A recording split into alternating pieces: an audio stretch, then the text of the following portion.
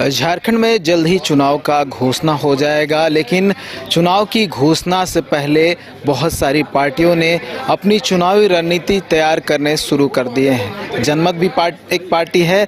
जनमत पार्टी ने आज अपनी चुनावी घोषणा जो है वो जारी किया है। ऐसे में हमारे साथ बात करने के लिए जनमत के प्रवक्ता सफी इमाम हैं, उनसे बात करेंगे। कई मुद्दे हैं जिसको लेकर इनसे जवाब जानने की कोशिश करेंगे। पार्टी को लेकर, पार्टी के साथ साथ जो अन्य पार्टियां हैं और जो प्रदेश की राजनीति चल रही है उसको लेकर क्या कुछ सोचते हैं। सभी सबसे पहले जनमत का जो घोषणा पत्र जारी किया, क्या फोकस है और ये जो फोकस है पूरे राज्य भर को कम संभवतः फोकस होगा, क्या लग रहा है ये आम जनता तक पहुंच पाएगा?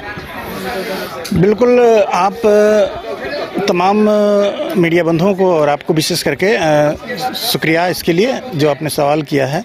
जनमत यानी झारखंड नवनिर्माण तीसरा विकल्प, इसका शॉर्ट नाम है जनमत, जिसका इसमें 10 पार्टी हैं, राजनीतिक पार्टी, और कई पार्टी और शामिल होने वाले हैं।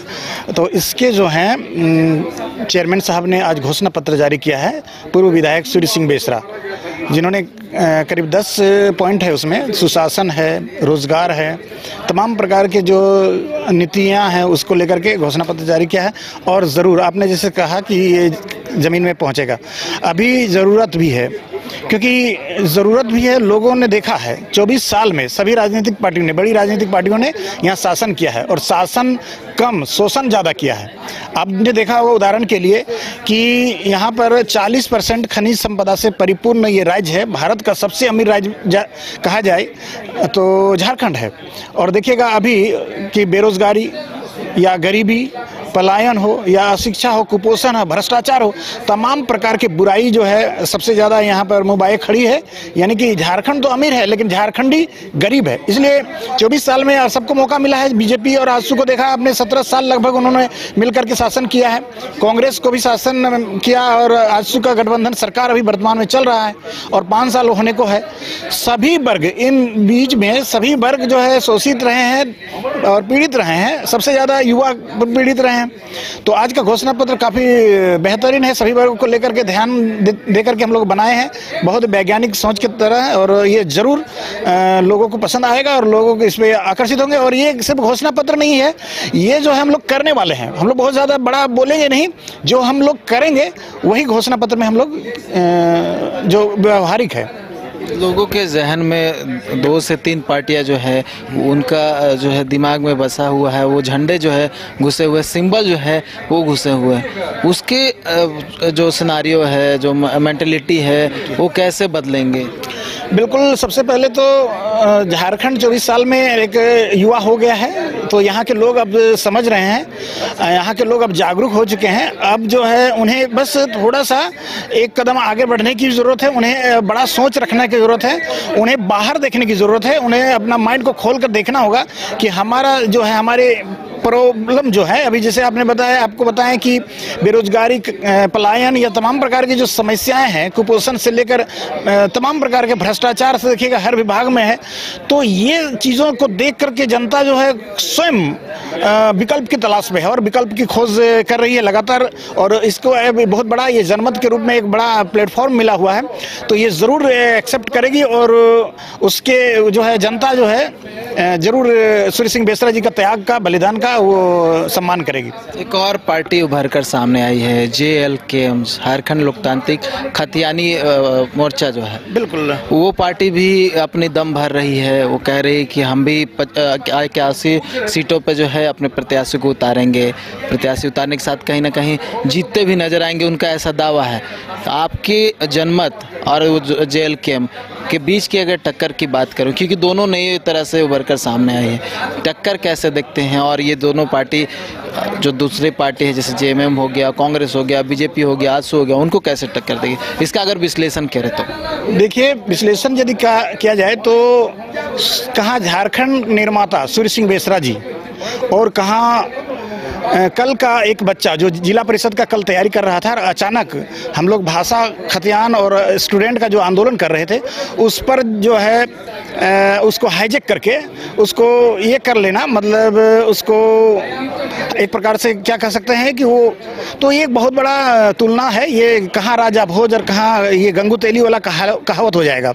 तो सूर्य सिंह बेसरा के सामने ये कोई कुछ नहीं टिकने वाले हैं। इसमें 10 राजनीतिक पार्टियों का एक महागठबंधन है समझिए, और ये बहुत मजबूती के साथ बहुत ही कम समय में बहुत वैज्ञानिक ढंग से हम लोगों का काम हो रहा है और हम लोग बहुत ज़्यादा लोगों तक पहुँचेंगे। और दूसरे JLK का जो बोल रहे हैं तो वो नौसिखवा का एक ग्रुप है।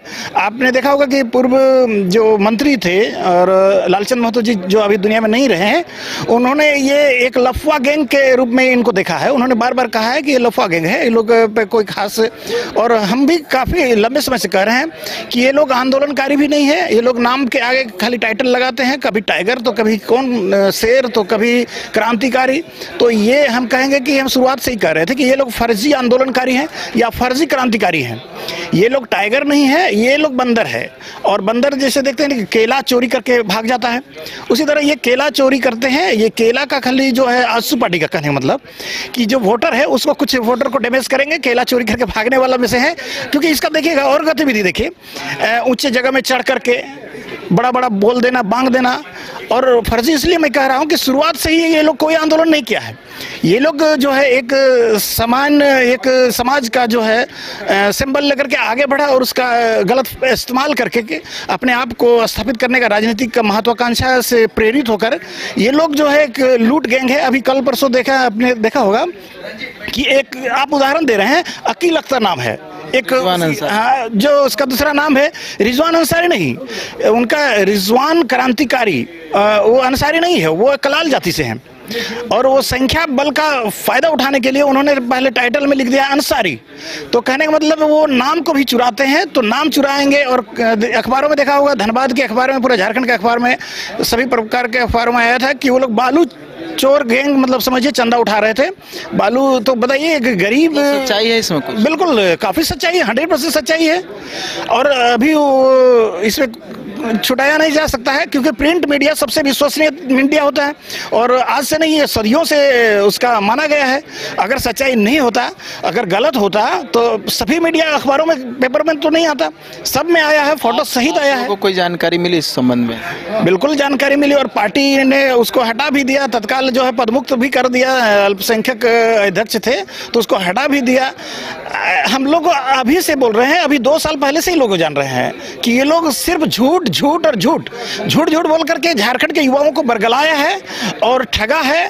और वो लोग धीरे धीरे समझ में आने लगा है। मैं तो पहले से कह रहा था कि ये लोग फर्जी आंदोलनकारी है, क्योंकि ये आंदोलन उन लोगों ने शुरुआत भी नहीं किया था। आंदोलन शुरुआत करने वाले हम लोग हैं, हम लोग जान रहे हैं। तो ये लोग आता है बीच में और हाईजैक करने का प्रयास करता है, तो झूठ का जो है पोल खुलता है। और अभी पोल खुलने लगा है धीरे धीरे, परत दर परत। ये लोग छोटा मोटा सिर्फ बालू का चंदा नहीं उठा रहे थे, ये लोग जो है बड़े बड़े जो फैक्ट्री है, HEC से लेकर के बुढ़ा खाप का फैक्ट्री है या बोकारो प्लांट का है या अबरक फैक्ट्री है या टाटा, उन लोग से भी वो लोग बड़ा बड़ा हाथ मार रहे हैं। और क्योंकि देखिएगा ये लोग एकदम शुरुआत में गरीबी दिखाते हैं और धीरे धीरे ये लोग जो है एक गाड़ी का जो है काफिला कहाँ से आ गया, ये एकदम हीरो वाला स्टाइल, एकदम साउथ फिल्म वाला स्टाइल। तो ये बहुत बड़ा फर्जी हो रहा है। झारखंड के युवाओं को समझना होगा, झारखंड के बुद्धिजीवी वर्ग को समझना होगा और वो लोग बिल्कुल समझ जाएंगे और उन्हें मौका मिलेगा। हम लोग का झारखंड के जो आंदोलनकारी हैं सूर्य सिंह बेसरा जी, क्योंकि इनको दर्द पता है कि झारखंड बनाने में कितना मेहनत हुआ होगा और झारखंड वो लोग समझ सकते हैं, बहुत बारीकी से उन्होंने देखा है।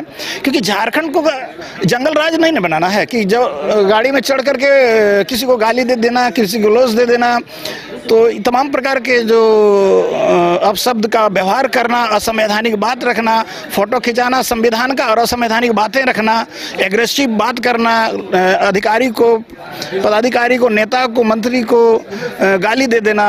और जब हम लोग सवाल उठाते हैं तो क्या करते हैं कि वो लोग बीमार हो जाते हैं और देखिएगा उछल कूद के गाड़ी में चढ़ के पर भाषण देने लगता है। जैसे ही सवाल उठाते हैं तो वो लोग देखिएगा कि एकदम इमोशनल कार्ड खेलने लगते हैं कि हम लोग बीमार हैं, इतना दिन से इतना दवाई चल रहा है, इतना केस मुकदमा है। तो आपको यदि जवाब नहीं सूझता है तो आप गलत नहीं करें, लोगों को बरगलाएं, यही हम कहेंगे। युवाओं का बड़ा समर्थन है लोकसभा में देखा होगा आपने, अच्छा खासा वोट जो है मिला था। बिल्कुल, लोकसभा में वोट मिला था, तो यही दुर्भाग्य है कि हम लोग झारखंड के लोगों का एगो चीज़ है, शुरुआत से हम लोग इसका इतिहास पढ़िएगा तो पता चलेगा कि यहाँ के बहुत सरल लोग होते हैं, भोले भाले लोग होते हैं। ये लोग बड़ी बड़ी बातों में विश्वास कर लेते हैं और यही विश्वास के नतीजा हुआ है कि 24 साल में कोई भी एक अच्छा ईमानदार नेता नहीं आया और जो है झारखंड का विकास नहीं हो पाया। अच्छे नेता को चुनने का गुण जो है झारखंडियों को सीखना होगा। अच्छे नेता कौन है और कौन उसके किसका नैतिक, उसका देखिए चरित्र, देखिए उसका पूरा जीवन का पाठ देखिए। क्योंकि एक आप देखेंगे कि एक परिवार में एक बेटी का जो है दामाद चुनने के लिए लोग जाते हैं तो कितना परखते हैं। लड़के का, एक लड़की का लड़का देखने के लिए कितना परख कर कुछ शादी विवाह दिया जाता है। तो ये इतना बड़ा राज्य है झारखंड, एक बहुत सुंदर खूबसूरत राज्य है, अमीर राज्य है। इसको बचाने के लिए नेता चुनने का कला होना चाहिए और झारखंडियों को ये कला सीखने पड़ेगा। अच्छे नेता को उसको चुनना पड़ेगा। सूर्य सिंह बेसरा जी इसमें परफेक्ट हैं, एक नंबर हैं और उनका ये जनता समझेगी बहुत जल्द।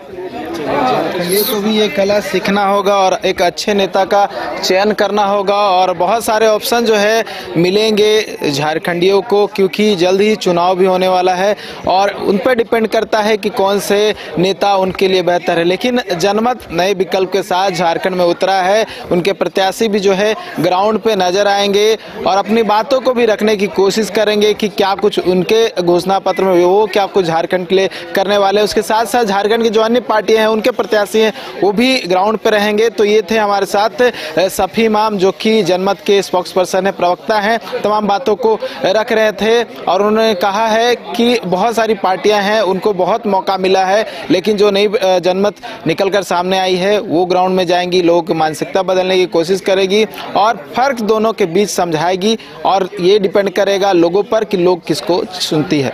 न्यूज़ बाय स्कोप के लिए कैमरा पर्सन गौरव के साथ नीरज कुमार, रांची।